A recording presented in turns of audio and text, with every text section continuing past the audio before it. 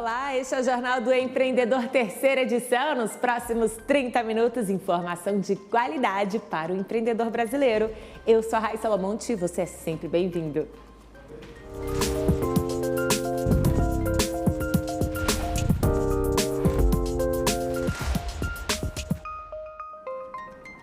Lei que simplifica as obrigações tributárias é sancionada. Agora fica mais fácil o pagamento de impostos e a desburocratização dos processos. Banco Central anuncia o primeiro corte da taxa básica de juros desde agosto de 2020. A taxa Selic caiu de 13,75% para 13,25% ao ano. E na coluna Franchising, como treinar o franqueado para obter os melhores resultados. Essas e outras notícias você acompanha aqui no Jornal do Empreendedor, terceira edição.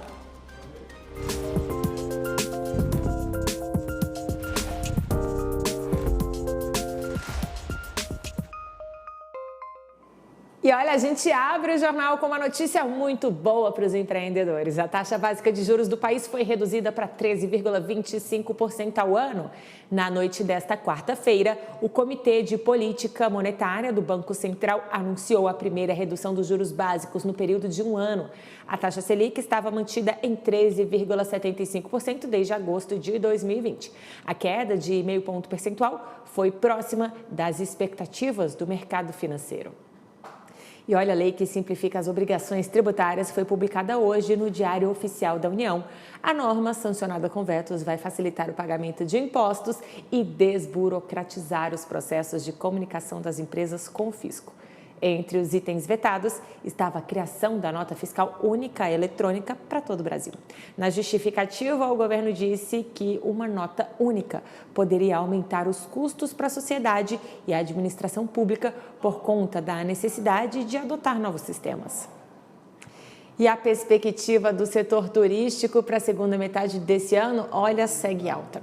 A procura por destinos nacionais para o segundo semestre de 2023 cresce 36%. As cidades mais buscadas pelos viajantes são Rio de Janeiro, Fortaleza e São Paulo. O levantamento da Decolar.com considera os embarques de todos os estados no Brasil no período de julho a dezembro deste ano. E agora a gente fala da Expo Acre 2023. Os estandes do Espaço Sebrae estão a todo vapor. Veja na reportagem do Márcio Fontinelli. No coração de uma das maiores feiras agropecuárias do país, um espaço todo dedicado às micro e pequenas empresas, além dos microempreendedores individuais, os MEIs. Com a proposta de fomentar e apoiar empresas em desenvolvimento, o Sebrae preparou no Expo Acre um estande imenso, com caminhos para negócios criativos, sustentáveis e inclusivos. Um exemplo, a startup do Ricardo, que trouxe a produção de uma substância que ajuda pessoas com problemas neurológicos. A Ileia é a primeira empresa do Brasil a fabricar ibogaína, que é uma substância que está sendo utilizada com muito sucesso, com a altíssima eficácia no tratamento da dependência química de qualquer natureza.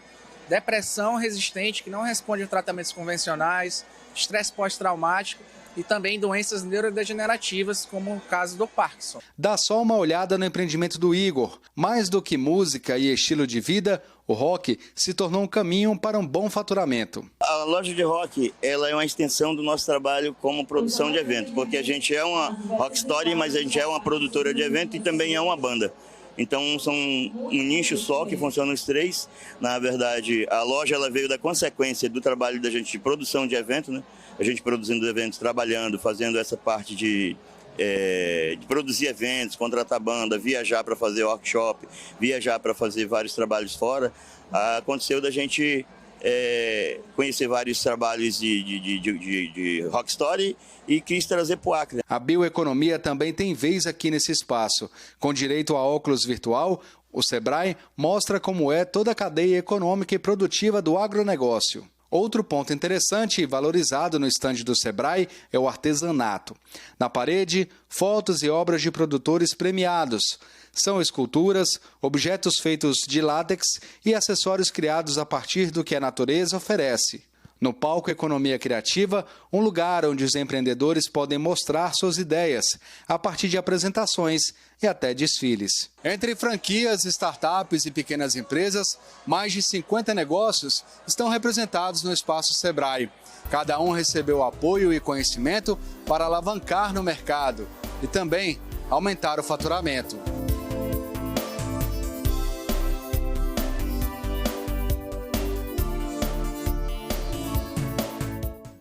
Bom, falando em faturamento, expandir é o sonho de quem empreende com franquias, não é? Mas como treinar o franqueado para obter os melhores resultados? Hoje, na coluna Franchising, quem está conosco é o especialista Américo José. Oi, Américo, boa noite, tudo bem? Olá, Raíssa, boa noite, tudo bem, e você? Certinho, prazer te receber aqui, Américo. Qual a sua dica, então, para esse treinamento também dos franqueados? Raíssa, a grande questão de treinar o franqueado é você ter o início desse treinamento. Então, quando você começa a pensar, você fala o seguinte: bom, o que eu quero que o meu franqueado faça?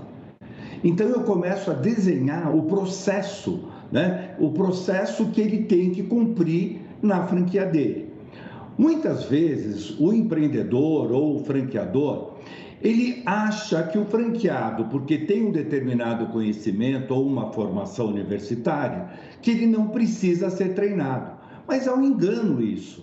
Por quê? Se nós pegarmos boa parte dos franqueados que são treinados ou formados em engenharia, medicina, em qualquer faculdade, você vai perceber que nenhum deles foram treinados para ser empresário. Ele foi treinado para ser médico, ele foi treinado para ser engenheiro e, com detalhe, sempre para trabalhar para alguém. Então, você faz engenharia e vai trabalhar numa grande empresa de engenharia. Você faz medicina e vai trabalhar num grande hospital. Mas ninguém ensinou você a ser dono. Nós podemos falar que com o Sebrae essa realidade mudou alguns anos atrás. Porque teve alguém que se preocupou em formar o nosso empresário, principalmente o empresário do comércio. Né? Alguém olhando para ele e tendo essa percepção que, se não tiver uma formação adequada, ele não vai ter sucesso. Então, no segmento de franquia, é a mesma coisa. Tem que existir uma formação. O franqueador, ele tem que ter uma preocupação muito grande de trazer o franqueado, desenhar os processos. Muitas vezes nós, né, da Xerto, eu vou treinar uma empresa, aí eu chego dentro da empresa, a primeira coisa que eu pergunto: cadê o manual? O que é para essa pessoa fazer? E muitas vezes o empreendedor não tem isso escrito, né? O empreendedor, ele não tem desenhado qual é a responsabilidade, o que ele espera da pessoa. E quando a pessoa começa a trabalhar e começa a operar a franquia, o que acaba acontecendo? Ela se desespera. Por quê? Ela não entende de fluxo de caixa, ela não entende o que é um DRE, ela não entende o que é o custo da mercadoria vendida, ela não entende sobre os indicadores de venda, ela não sabe o que é uma venda adicional. Eu estou misturando tudo porque são tudo temas que nós temos que trabalhar. Por quê? Quando a maré está alta, está todo mundo vendo a cabeça. Quando a maré abaixa, você vê o resto do corpo. E aí pode acontecer de alguém estar desprevenido, né? Então, o treinamento, ele serve, não é somente com o momento, está tudo bem, o mercado está comprador, e aí não precisa treinar, não. Uma das causas que mais desmotiva, Raíssa, um funcionário dentro de uma empresa é ele não estar adequadamente preparado para desenvolver o seu papel. A falta de treinamento gera uma desmotivação. A falta de treinamento gera uma insegurança, né? Então, muitas vezes, você olha para aquele funcionário, ele não tem coragem de falar, e mesmo o franqueado, né, não tem coragem de falar que não sabe. Por quê? Porque nós achamos que é feio falar que não sabe. É como errar. A gente acha que errar é feio, mas não é. Só quebra copo quem lava copo. Só vai errar quem está fazendo alguma coisa. Só vai errar quem realmente está produzindo. Quem nunca lavou um copo, como é que vai quebrar o copo?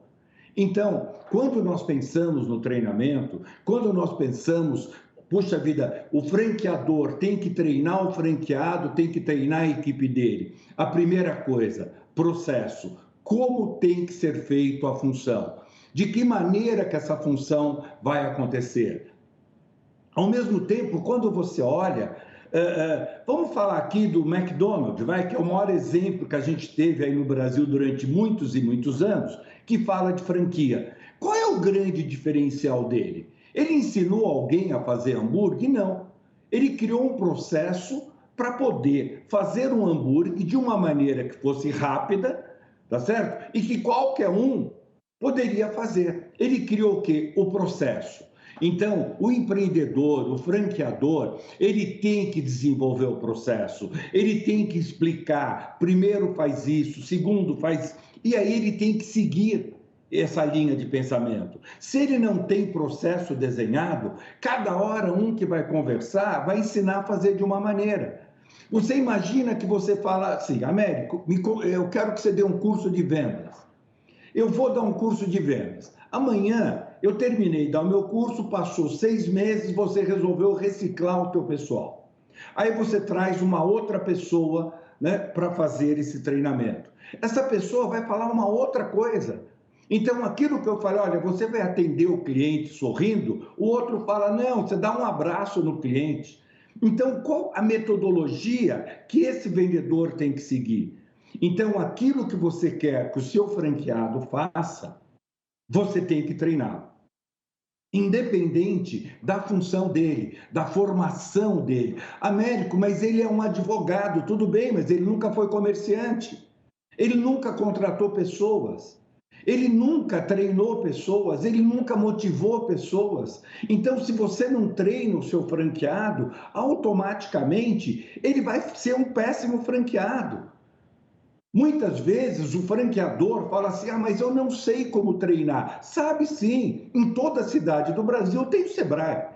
Então, um dos pontos já começa por aí. Já escreve ele para fazer um curso. Se você não tem competência para fazer o treinamento, você que é o franqueador, que é o empreendedor, você tem que delegar essa função para alguém. Então, você começa a olhar que você tem informações, por exemplo, online. Então, você tem que assumir que a outra pessoa não sabe. E não adianta fazer palestra, porque muitas vezes uma palestra ela é muito boa, mas ela é muito boa para levar você à ação. Mas se você não tem conhecimento, não adianta.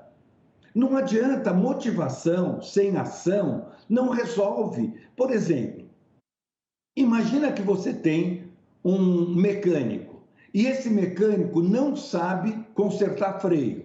Aí você vai motivar esse mecânico. A motivação não ensinou ele a consertar o freio. Você só pode motivá-lo se for para falar para ele fazer o curso e aprender a consertar freio. Então, o que nós temos que olhar? Nós temos que olhar aquilo que nós queremos e temos que pensar como fazer essa pessoa executar, qual é o processo que essa pessoa tem que fazer.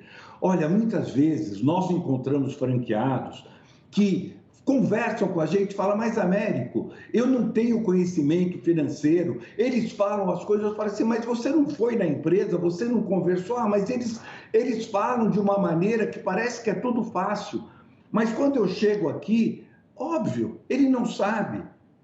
E quando ele está em treinamento, ele muitas vezes não tem coragem de falar. Ele não tem coragem de fazer uma colocação dizendo que eu não sei, que eu não tenho esse conhecimento. Ele simplesmente concorda com tudo, né? Então, Raíssa, você começa a ver que o treinamento, ele é a grande solução. E aí, né, você tem um pensamento que fala assim, mas América, eu treino e as pessoas saem. Aí você não treina e elas resolvem ficar. É verdade. Tá? Então, o que nós descobrimos é que muitas vezes, Raíssa, nós sabemos, né, somente do dinheiro que entra no nosso caixa. Nós não sabemos o que deixou de entrar por falta de competência e de treinamento da equipe. E como você falou, realmente é treinando que se aprende. Américo, muito obrigada pelas suas dicas. Com certeza, nossos franqueados vão tomar mais cuidado com isso. Ok, vamos lá. E até um próximo. Boa noite, até a próxima. Tchau, tchau. Boa noite, até a próxima.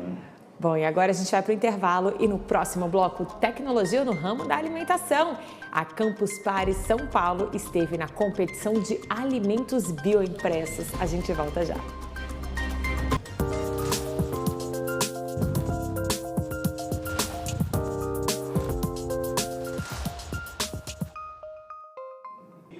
Já estamos de volta de Brasília para todo o país, aqui pelo canal Empreender. E olha, agora a gente vai conhecer uma empreendedora que resolveu largar um emprego formal e apostou em um nicho que é pouco conhecido. Ela criou a Trilike, uma agência especializada em marketing estratégico e consultoria voltada para pequenos e médios negócios. A aposta deu certo e hoje ela fatura 300 mil por ano. Vamos recebê-la aqui então. Boa noite, seja bem-vinda. Vou pedir para você se apresentar para a gente. Boa noite, meu nome é Tarsila. Eu sou a CEO da Trilike, né? Uma empresa de marketing, uma empresa de tecnologia. Eu já estou há 11 anos no mercado e tem 6 anos que eu resolvi largar o CLT, largar tudo para poder empreender. Tá bom, Tarsila, realmente tem que ter coragem, não é? Para você largar o certo pelo duvidoso, né? O que te motivou naquele momento, assim, talvez até de dúvida, Tarsila? O que me motivou mais foi a minha questão da saúde, né? Eu não estava bem fisicamente, mentalmente. A empresa que eu trabalhava ela era ótima com as pessoas também com que eu me relacionava, mas só que ela não estava feliz, né, da forma como eu estava levando. Então a minha saúde física e a minha saúde mental ela começou a ter uma queda. Então foi quando eu me motivei muito mais. E também me motivou muito quando eu fui para o mercado e vi como que as empresas estavam naquele momento, tanto a parte de marketing quanto a parte de tecnologia. Então eu vi como que elas estavam e eu vi que eu poderia ajudar muitas empresas naquele momento com o serviço, né, tanto de marketing quanto de tecnologia. Então foi quando eu decidi realmente largar e seguir em frente. Tarsila, e por que pequenos e médios negócios você pensa em mais para frente abranger um público diferente também desses? Por que esse nicho? Sim, tanto desde o micro, né, do pequeno e do médio negócio, eles estão no mercado e o que eu verifico muito até hoje é que eles não conseguem, tanto na parte de marketing e tecnologia, evoluir.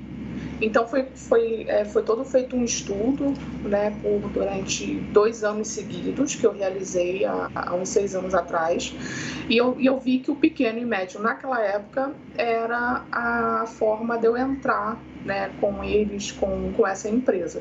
Depois que eu fui vendo que o micro também tem uma grande procura e uma grande necessidade nesse caminho. Bom que eles tenham esse apoio também, né? Tarsila, muito bem, nosso tempo está chegando ao fim, mas que mensagem você deixa para os nossos pequenos e médios empreendedores que querem saber mais também sobre como funciona esse serviço? Bom, todo mundo pode falar comigo diretamente no WhatsApp, mas o meu WhatsApp você encontra lá nas minhas redes sociais e no meu site. É só você procurar lá no Insta Trilike Oficial e também Grupo Trilike. São os 2 Instas que é da minha empresa hoje. Lá você vai encontrar o WhatsApp que você vai falar diretamente comigo. O que eu deixo de mensagem não só para essas empresas, mas para todos os empresários do Brasil é que não desistam. O marketing, a tecnologia, elas estão cada vez mais no mercado ajudando você a crescer, a evoluir como empresa e a mostrar muito mais o seu negócio para mais pessoas. Tá certo, Tarsila, muito obrigada pela sua participação aqui com a gente, pelas informações que você trouxe. Até a próxima, tchau, tchau. Até a próxima. Olha aí, tem que ficar de olho, especialmente quando a gente fala de marketing, de redes sociais, não é mesmo? E agora a gente fala da primeira competição gastronômica com alimentos bioimpressos em 3D no mundo, realizada durante a Campus Party em São Paulo. 3 chefes foram premiados. Vamos conferir.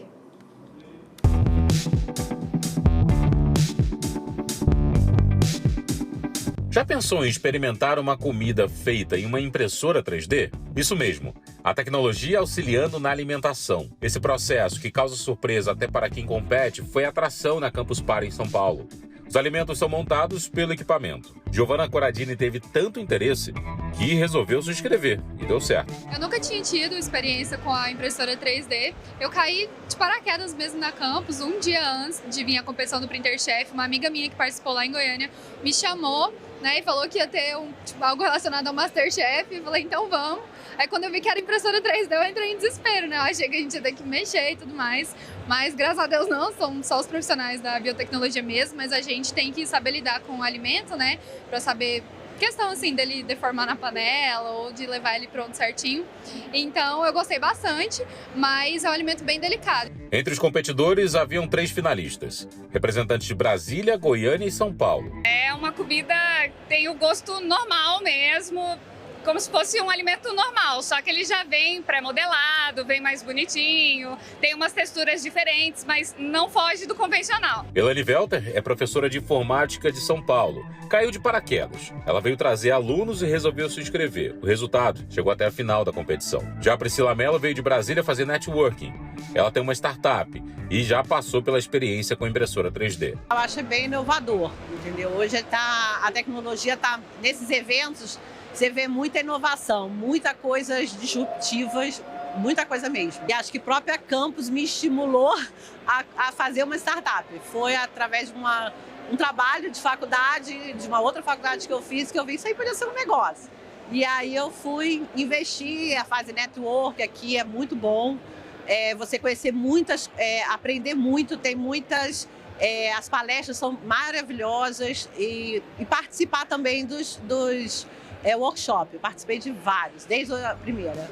E foi aqui, diante de jurados e do público, que elas conheceram e se impressionaram ao trabalhar com a biotecnologia. A vencedora do Printer Chef levou uma viagem a Buenos Aires com um curso de gastronomia. Mas antes, elas precisaram vencer os olhares dos jurados, como o do vocalista do Sepultura, Derek Green. Mas com 3D e carne vegano, e pode fabricar em lugares pequenos e não precisa fazer transportes de animais. Não precisa. Salve, tem muitas oportunidades com 3D, pessoas comem melhor. A Campus Party tem contribuído para o melhoramento profissional dos frequentadores. Uma pesquisa feita pelo próprio evento mostrou que eles obtiveram melhor gestão de negócios, networking e visão sobre os seus negócios. Durante os 6 dias da Campus Party, mais de 100 mil pessoas passaram por aqui.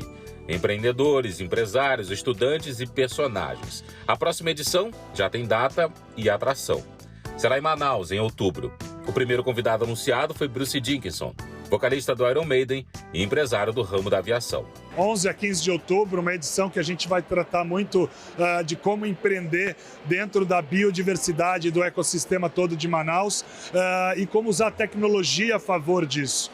Então, a gente hoje aqui no palco principal, junto com o governador Wilson, a gente já lançou a primeira atração, que é o Bruce Dickinson, que ele está lançando uma frota de aviões para 2025 com 0 emissão de carbono.